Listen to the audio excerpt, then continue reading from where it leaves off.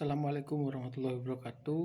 Selamat malam dan selamat siang untuk Sobat Konstitusi dimanapun berada. Kali ini kita akan membahas masalah kewenangan Presiden untuk membuat Perpu di dalam keadaan mendesak. Jadi keadaan mendesak atau kita bisa katakan sebuah kegentingan memaksa itu adalah subjektivitas dari seorang presiden untuk menentukan apakah perlu diadakannya perpu atau perlu dibuatnya perpu atau tidak. Nah, keadaan mendesak ini bisa ditafsirkan secara subjektif oleh presiden, bisa itu dalam keadaan bahaya, keadaan yang memaksa seperti terdapat ideologi yang dilarang oleh pemerintah atau dirasa akan membahayakan keutuhan negara. Nah, itu adalah sebuah koridor yang sebenarnya tidak jelas daripada ayat-ayat konstitusi yang mengatur mengenai kewenangan presiden dalam membentuk perpu. Kenapa? Karena pasal 28J Undang-Undang Dasar 1945 sejatinya memberikan pembelaan atau memberikan sebuah perlindungan khusus untuk hak asasi manusia, yang mana hak asasi manusia itu ada juga termasuk di dalamnya hak sipil dan hak politik. Nah, terkait dengan pembentukan perpu oleh presiden ini dapat ditafsirkan secara subjektif oleh presiden sehingga dapat menimbulkan masalah baru ketika presiden memiliki misi atau memiliki keinginan untuk mensapu bersih lawan-lawan politiknya.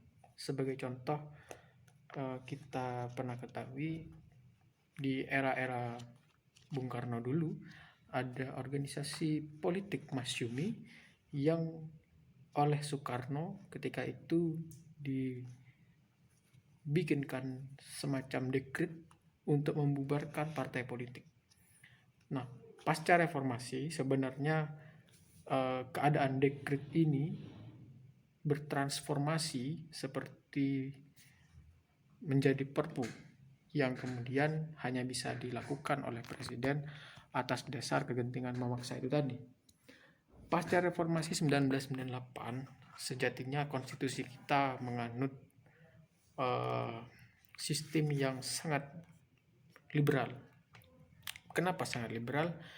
Karena diadakannya atau dipertegasnya eksistensi negara hukum dan demokrasi sebagaimana pasal 1 ayat 1 Undang-Undang Dasar 1945 dan juga pasal-pasal terkait hak asasi manusia dan juga pasal 28J ayat 1 dan 2. Nah, tapi di pasal 28J ayat 2 seringkali ditafsirkan oleh banyak pihak atau banyak orang-orang sebagai pasal yang membatasi hak asasi manusia selama itu tidak bertentangan dengan hak orang lain atau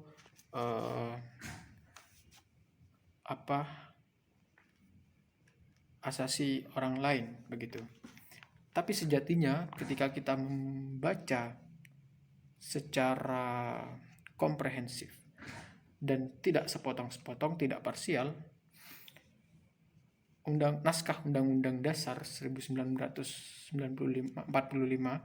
pasca amandemen ke 2002 di tahun 2002 sebenarnya semangatnya adalah untuk melindungi HAM dan menjunjung tinggi pembatasan-pembatasan kekuasaan pemerintahan dan legislatif dalam membentuk suatu produk hukum atau kebijakan-kebijakan yang dapat mengurangi penikmatan hak sipil dan hak politik warga negara. Nah, apabila kita merujuk pada ketentuan konstitusi yang memberikan kewenangan bagi presiden untuk membentuk perpu,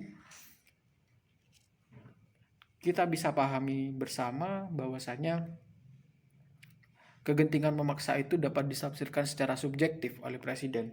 Namun hal itu bukanlah tanpa dasar. Jadi secara subjektif seharusnya tidak dipandang secara subjektif presiden saja, tetapi harus dipertimbangkan mengenai dasar-dasar konstitusional lainnya, seperti perlindungan hak asasi manusia dan juga semangat amandemen dari Undang-Undang 1945 itu sendiri. Jadi keputusan presiden atau dalam membentuk Perpu yang ada saat ini, dewasa-dewasa ini, seperti kita tahu Perpu Ormas yang kemudian didasari atau cikal bakalnya adalah pembubaran Hizbut Tahrir Indonesia, dan juga Perpu Ormas yang saat ini masih berlaku dijadikan dasar untuk membubarkan Front Pembela Islam atau FPI. Sebenarnya itu menyalahi prinsip-prinsip negara hukum dan demokrasi, dan juga menyalahi semangat liberalisme yang terkandung di dalam Konstitusi 1945 pasca amandemen. Jadi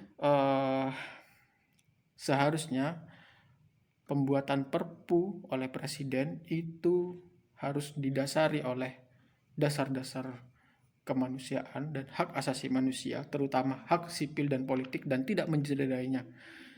Jangan sampai subjektivitas presiden ini kemudian dijadikan landasan untuk presiden membuat peraturan pemerintah pembentuk undang-undang yang kemudian dapat mensapu bersih lawan-lawan politiknya. Jangan sampai. Maka dari itu video ini saya buat. Hal ini untuk menjawab keresahan saya dan beberapa orang begitu ya.